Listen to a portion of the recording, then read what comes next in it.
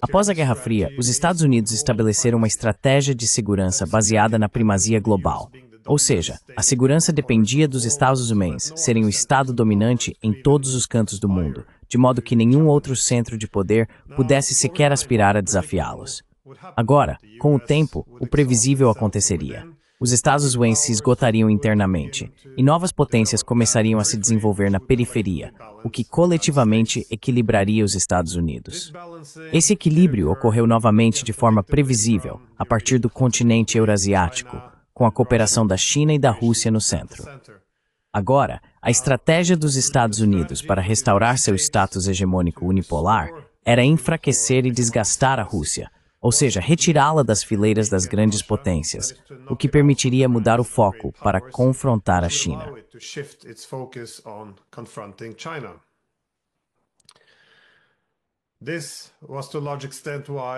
Isso foi em grande parte o motivo pelo qual os países da OTAN apoiaram o golpe na Ucrânia em 2014. E é por isso que os países da OTAN minaram o Acordo de Minsk por 7 anos. É por isso que os países da OTAN contribuíram para forçar Zelensky a abandonar seu mandato de paz em 2019, quando ele ganhou impressionantes 73% dos votos na plataforma de paz. É por isso que a OTAN se recusou a dar à Rússia quaisquer garantias de segurança em 2021, apesar de saber que a Rússia usaria força militar de outra forma. O ex-embaixador dos Estados Unidos na OTAN, que participou das negociações em torno da Ucrânia, argumentou em junho de 2021 que era melhor que as conversas entre Biden e Putin não chegassem a lugar nenhum, porque, citando, o sucesso é a confrontação.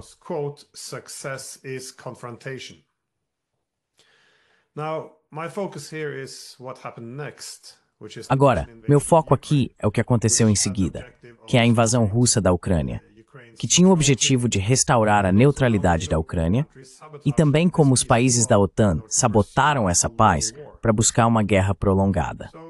Tanto a Rússia quanto a Ucrânia queriam um fim imediato para a guerra desde o primeiro dia em que a Rússia invadiu.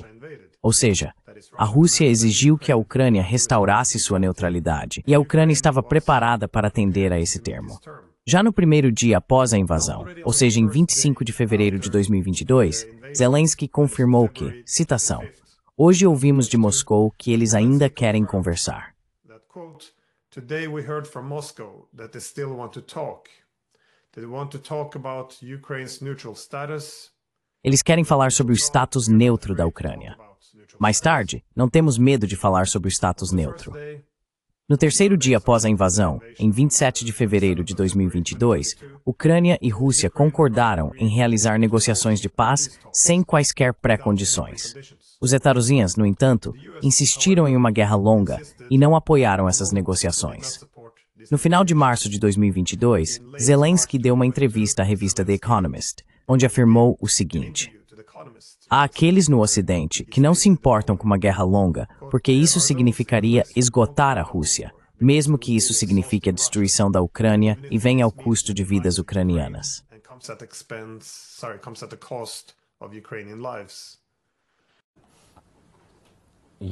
Acho que todos têm interesses diferentes. Além disso, no Ocidente, há aqueles que querem que esta guerra continue, porque significará a resolução da Rússia, mas ao preço da Ucrânia. Але ціною України, ціною життя людей.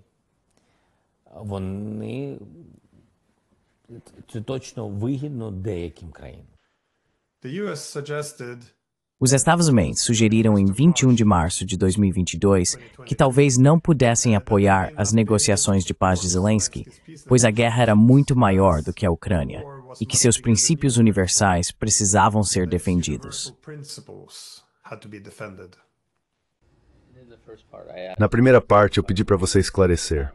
O que você está dizendo sobre seu apoio a um acordo negociado, Zelensky, mas com base em quais princípios? Então, o ponto que eu estava fazendo, ou tentando fazer pelo menos, é que essa é uma guerra que é, de muitas maneiras, maior do que a Rússia. É maior do que a Ucrânia. Por mais importantes e monumentais que sejam as apostas na guerra do presidente Putin contra a Ucrânia. O ponto-chave é que há princípios em jogo aqui que têm aplicabilidade universal em todos os lugares, seja na Europa, no Indo-Pacífico ou em qualquer lugar entre eles. The day after, on 22nd of March 2022, No dia seguinte, em 22 de março de 2022, Niall Ferguson publicou um artigo na Bloomberg, no qual destacou que após entrevistas com autoridades americanas e britânicas, ele pôde concluir que os americanos e britânicos haviam decidido por uma guerra prolongada para esgotar a Rússia. O Reino Unido e os Estados Unidos queriam, citação, que o conflito fosse prolongado e assim esgotar Putin. E por quê? Bem, porque o objetivo agora era, citação, o único desfecho agora é o fim do regime de Putin. Assim, os ucranianos poderiam ser usados como um instrumento para derrubar a Rússia. Bem, as negociações, no entanto, ocorreram, mas eventualmente terminaram, pois a Ucrânia foi convencida por seus parceiros ocidentais a se retirar das conversas. Ukraine was convinced by its Western partners to withdraw from the talks. The Turkish foreign minister explained that Ukraine O ministro das Relações Exteriores da Turquia explicou que a Ucrânia e a Rússia estavam próximas de um acordo. No entanto, alguns países da OTAN querem que a guerra Rússia-Ucrânia se prolongue para que a Rússia fique mais fraca.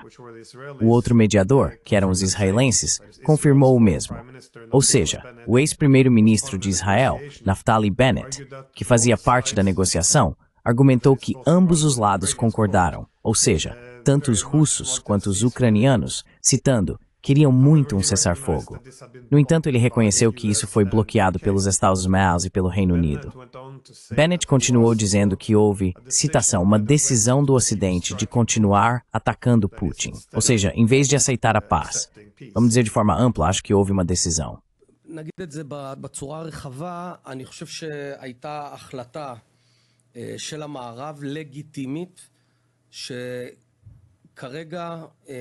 צריך להמשיך להכות בפוטין ולא להגיע. אבל מה זה להכות בפוטין? פוטין ניקה באוקראינה, לא? שנייה, לא, בסדר, אבל שאל מול, זאת אומרת, הגישה היותר תקיפה, אני אגיד לך משהו, אני לא יודע להגיד שהם שגו. כי אתה אומר אולי בריונים אחרים בעולם היו רואים... העמדה שלי באותו הזמן, בעניין הזה זה לא אינטרס לאומי ישראלי.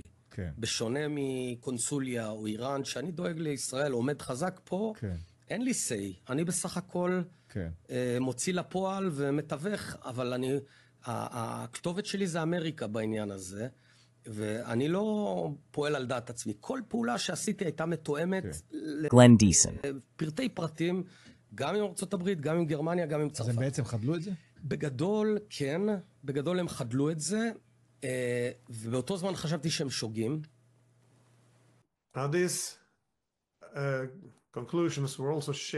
As conclusões também foram compartilhadas pelo general alemão aposentado Harald Kujat, que foi o ex-chefe da Bundeswehr alemã e também ex-presidente do Comitê Militar da OTAN. Ele também confirmou que a guerra foi deliberadamente provocada pela OTAN, enquanto os Estados Unidos e o Reino Unido então sabotaram todos os caminhos para a paz, para, citação, enfraquecer a Rússia politicamente, economicamente e militarmente. É por isso que na guerra da Ucrânia, os Estados Unidos visam enfraquecer a Rússia, seu segundo rival geopolítico, politicamente, economicamente e militarmente, a tal ponto que possam se concentrar na confrontação com a China, seu maior adversário. Para alcançar seu objetivo estratégico, os Estados Unidos buscaram uma cooperação estreita com a Europa. Especialmente no atual governo federal, eles encontraram não apenas um aliado disposto.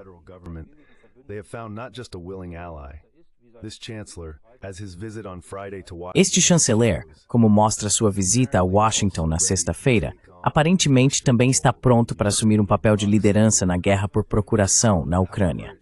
No entanto, deve-se considerar que os aliados europeus, assim como na guerra da Ucrânia, também estão destinados a se envolver em um futuro conflito com a China. Juntamente com Austrália, Japão, Nova Zelândia e Coreia do Sul, eles devem formar uma rede Indo-Pacífico de parceiros e aliados contra a China. Pode-se pensar que este é um movimento inteligente dos Estados Unidos, de primeiro atacar a Rússia, o mais fraco dos dois rivais geopolíticos, e depois, em uma guerra por procuração, é claro, não diretamente voltar-se para a China, o oponente mais forte. to then turn to China, the stronger opponent. No entanto, assim como o especialista em estratégia americana Harlan Ullman, acredito que os Estados Unidos estão cometendo um grande erro ao abrir uma confrontação militar estratégica em duas frentes contra a China e a Rússia. Harlan Ullman descreveu isso como uma bomba relógio. E o secretário de Defesa dos Estados Unidos, Lloyd Austin, também delineou o objetivo dos Estados Unidos na guerra da Ucrânia como enfraquecer a Rússia como um rival estratégico.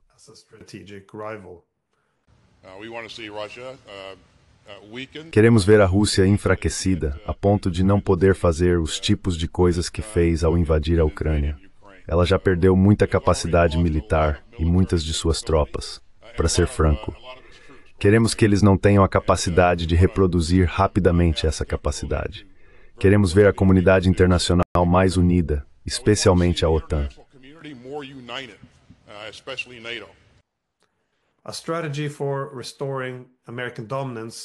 Uma estratégia para restaurar a dominância americana foi, portanto, frequentemente articulada por vários líderes americanos. Ou seja, os Estados Unidos usariam os ucranianos para enfraquecer a Rússia, o que permitiria aos Estados Unidos concentrar seus recursos em confrontar a China. A longa guerra na Ucrânia também fortaleceria a indústria de armamentos nos Estados Unidos, é claro. Esse sentimento foi resumido pelo senador Dan Crenshaw, que escreveu no Twitter que investir na destruição do exército de nosso adversário, sem perder um único soldado americano, lhe parece uma boa ideia. O senador Mitch McConnell argumentou, ou pelo menos tentou tranquilizar as pessoas, que isso não era uma cruzada idealista para os corações sensíveis. Em vez disso, tratava-se de interesses americanos frios e duros. E vamos ser claros.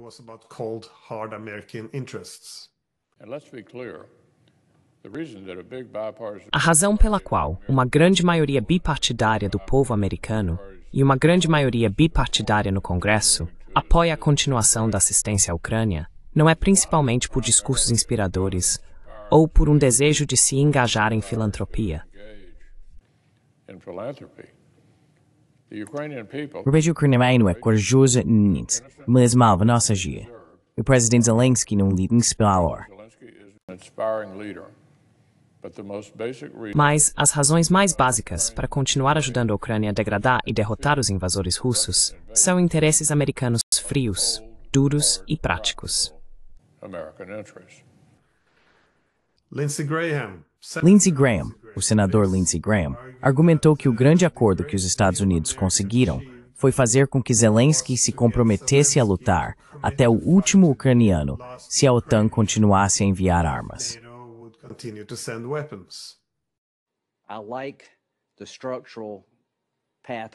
Gosto do caminho estrutural que estamos seguindo aqui. Enquanto ajudarmos a Ucrânia com as armas de que precisam e apoio econômico, eles lutarão até a última pessoa. Gosto do caminho estrutural que estamos seguindo aqui.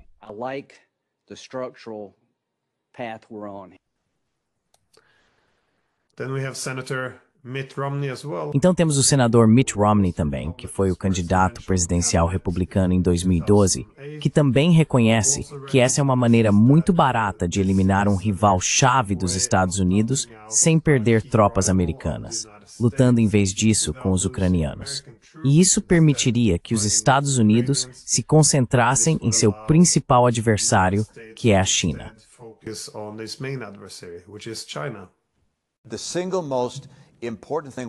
A coisa mais importante que podemos fazer para nos fortalecer em relação à China é ver a Rússia derrotada na Ucrânia, porque eles são aliados. E a Rússia sendo enfraquecida, enfraquece seu aliado, a China.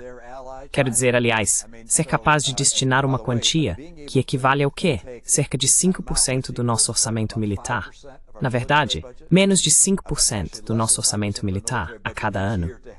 Para ajudar os ucranianos, é sobre o melhor gasto em defesa nacional que acho que já fizemos. Não estamos perdendo vidas na Ucrânia, e os ucranianos estão lutando heroicamente contra a Rússia, que tem 1.500 armas nucleares apontadas para nós. Então estamos diminuindo e devastando o exército russo por uma quantia muito pequena de dinheiro em relação ao que gastamos em nossa própria defesa. e sugestão de sueça tuang territoriais.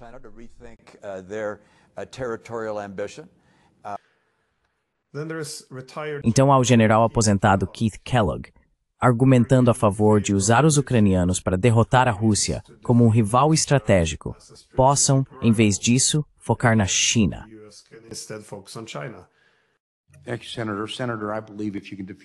Obrigado, senador.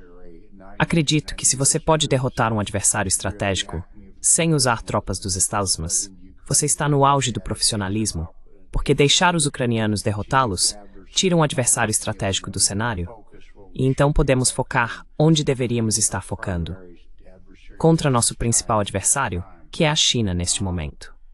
A preocupação que tenho é que não acho que precisamos colocar tropas americanas lá. E se falharmos nisso, podemos ter que lutar outra guerra europeia, talvez pela terceira vez. Não acho que devemos ou precisamos fazer isso também.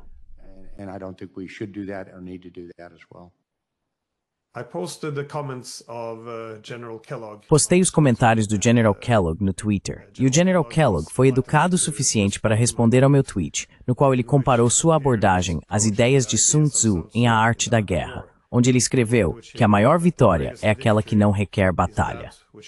Kellogg pode estar interpretando Sun Tzu de forma errada.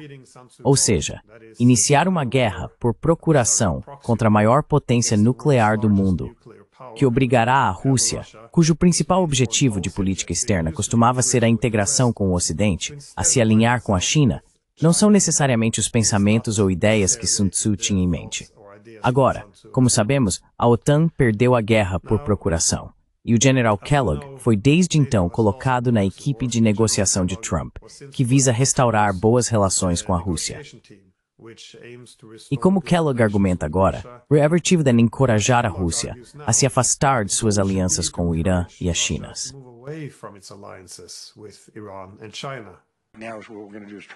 Agora, o que vamos fazer é tentar romper essa aliança que ele tem atualmente. Ele tem uma aliança com a Coreia do Norte, que não existia antes. Ele tem uma aliança com o Irã, que não existia antes. Ele tem uma aliança com a China, que não existia antes. Ou seja, há 4 anos. Agora o que vamos fazer é tentar rompê-la.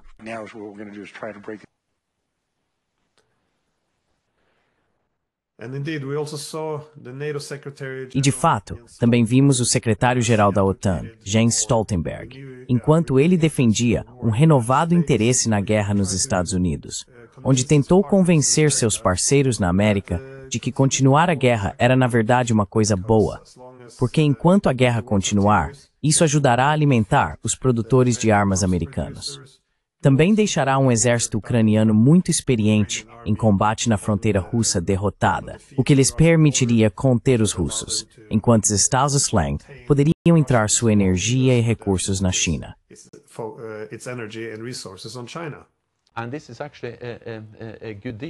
E isso é, na verdade, um bom negócio, porque usando uma fração do orçamento de defesa dos Estados Unidos, conseguimos destruir e degradar substancialmente o exército russo.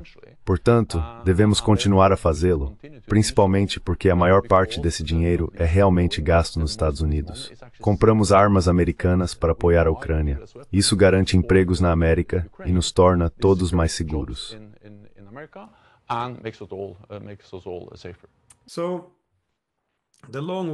Então, a longa guerra foi vendida sob a narrativa de que a Rússia simplesmente fez uma invasão não provocada apenas para conquistar alguns novos territórios.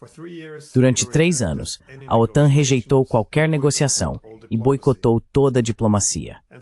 Zelensky até emitiu um decreto que tornava ilegal negociar com a Rússia. Tendo cortado todos os caminhos possíveis para um acordo pacífico, a OTAN comprometeu-se a enviar todas as armas que a Ucrânia precisava para derrotar a Rússia. A OTAN continuou a fazer a ameaça de que, uma vez que a guerra terminasse, a Ucrânia se tornaria membro da OTAN, o que também tornava impossível para a Rússia se retirar, já que a Rússia considera a expansão da OTAN para a Ucrânia uma ameaça existencial.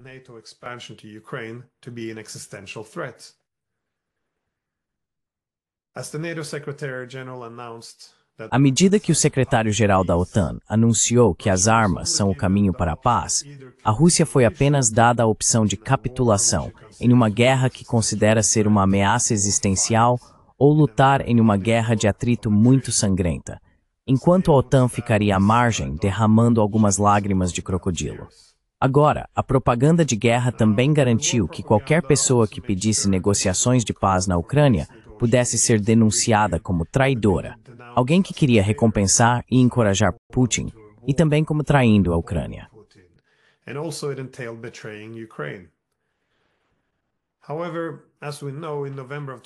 No entanto, como sabemos, em novembro de 2024, uma pesquisa da Gallup foi divulgada, demonstrando que a maioria dos ucranianos não apenas quer paz e negociações, mas também está disposta a aceitar concessões territoriais para obter a paz.